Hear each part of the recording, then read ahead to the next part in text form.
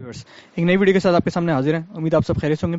इस वीडियो के अंदर हम देखेंगे कि हम वेरिएंस कैलकुलेशन जो करते हैं उसका इम्पैक्ट हमारे प्रोसेस ऑर्डर के ऊपर और खुसूसियत के साथ को प्रोडक्ट के प्रोसेस ऑर्डर के ऊपर क्या पड़ता है। हमारी ये वीडियो क्योंकि सीक्वेंस में चलती हुई आ रही है, पूरे प्रोसेस गो थ्रू हुआ है, तो अगर कोशिश करके इस पूरी प्लेलिस्ट को देख लें तो आपके लिए ज़्यादा फायदा हो सकता है।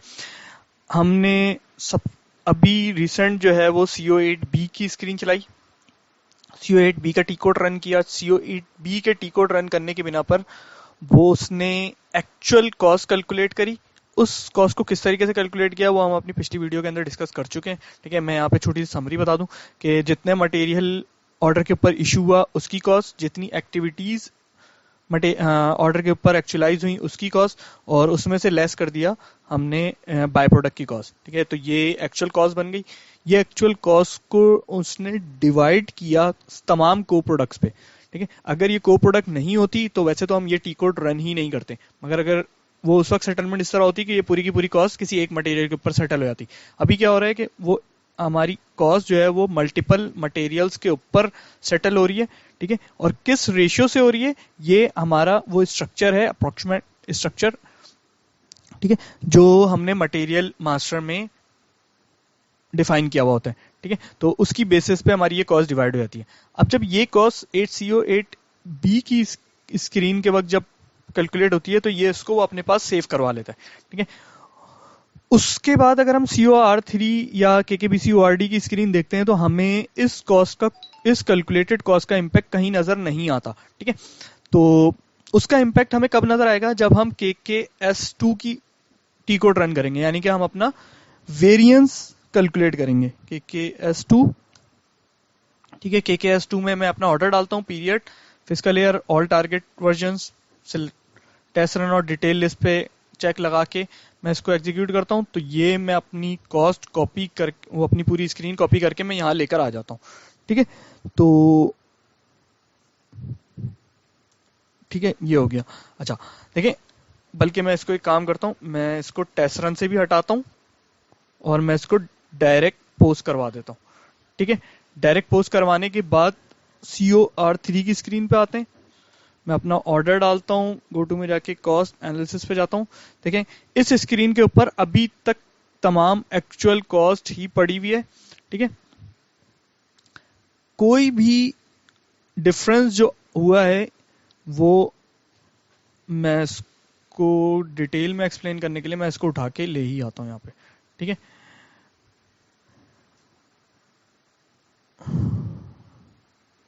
आफ्टर वेरिएंस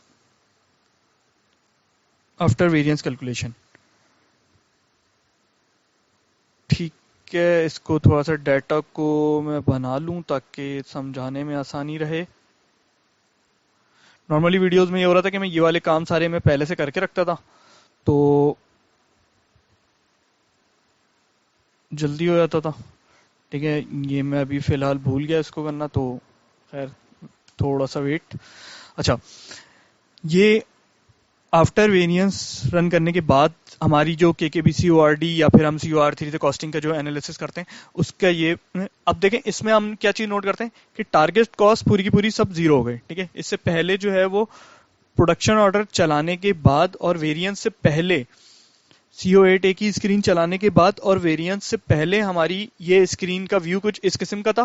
ठीक है, अभी क्या हुई कि टारगेट क्वांटिटी और टारगेट कॉस्ट जो है वो पूरे का पूरी जीरो हो गई।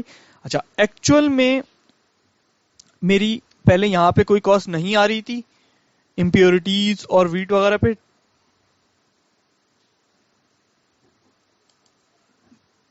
ठीक है, अब ये एक्चुअल में देखें, अब ये कह रहा है कि भाई इतने यूनिट निकल गए हैं। ठीक है,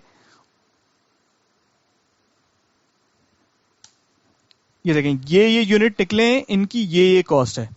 ठीक, सेम इसी तरह पहले भी यही आ रहा था, ये कॉस्ट है। और ठीक, टारगेट की स्क्रीन इसने सारी जीरो कर दी है और जो एडिशनल चीजें थी वो उसने इसमें से हटा दी है।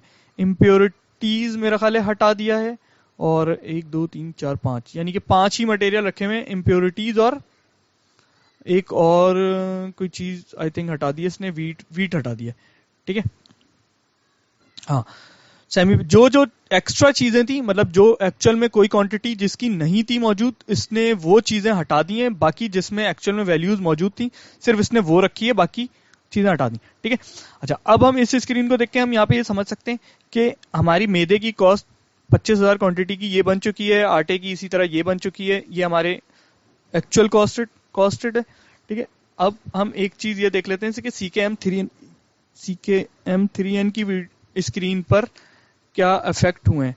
ठीक है। सबसे पहले मैं 45 की स्क्रीन देखता हूँ, 2005 इसमें रिसिप्ट प्रोडक्शन, इसमें आके देखें अभी मेरी इस स्क्रीन के ऊपर कोई चेंजेस नहीं हुई होगी। क्यों नहीं हुई होगी? क्योंकि अभी सिर्फ और सिर्फ वेरिएंस की कैलकुलेशन हुई है। ठीक है। देखें ये इसमें वेरिएंस अभी तक कहीं पर भी नहीं आया। इस स्क्रीन अभी तक ये वहीं पर ही है जहां पर हम CO8A के बाद जो हमने स्क्रीन डिस्कस करी थी CKM3N की, उस वीडियो में आप रेफर कर सकते हैं। ये स्क्रीन अभी तक उसी जगह के ऊपर खड़ी हुई है। ठीक है। 46 में भी देख लेते हैं, हमारे अभी तक वेरिएंसेस का इंपैक्ट कोई नहीं आया होगा। ये देखें अभी तक वेरिएंस का इंपैक्ट कोई भी नहीं आया है। ठीक है। और इसी तरह दूसरे मटेरियल्स में भी नहीं आया होगा। 2 मटेरियल देख लें तो इट्स मीन इनफ है। उम्मीद है आपको वीडियो पसंद आई होगी। और हमने इस वीडियो के अंदर हमने ये देख लिया कि वेरिएंस का टी कोड जो है वो KKS2 किस तरीके से रन होता है, और उसको रन करने के बाद हमारे ऑर्डर पर किस तरीके से वो चीजें रिफ्लेक्ट करती हैं। ठीक है। किस तरीके से चीजें रिफ्लेक्ट करती हैं कि उसकी टारगेट क्वांटिटी और ये सारी खत्म हो जाती हैं, और जो एक्स्ट्रा लाइंस होती हैं वो खत्म हो जाती हैं। ठीक है। और उसकी बेसिस के ऊपर KKS2 जब रन करते हैं तो हमारे वेरिएंस किस तरीके से कैलकुलेट होते हैं। ठीक है। उस वेरिएंस की कैलकुलेशन की बेसिस में CO8A की कैलकुलेशन क्या किरदार अदा करती है। ठीक है। क्योंकि एलोकेटेड कॉस्ट ये तो वो होती है जो एक्चुअल में हमारे पास सेटल अमाउंट गिरी होती है, स्टैंडर्ड कॉस्ट जिस कॉस्ट से मटेरियल स्टैंडर्ड कॉस्ट GR हुआ होता है, और ये एक्चुअल कॉस्ट की कैलकुलेशन जो है वो CO8A वाली होती है। ठीक है। और हमने पिछली वीडियोस के अंदर ये भी डिस्कस कर लेते थे कि CO8A की कैलकुलेशन कैसे होती है और उसकी डिस्ट्रीब्यूशन किसकी बेसिस पर होती है। उम्मीद है आपको वीडियो पसंद आई होगी। Thanks for watching.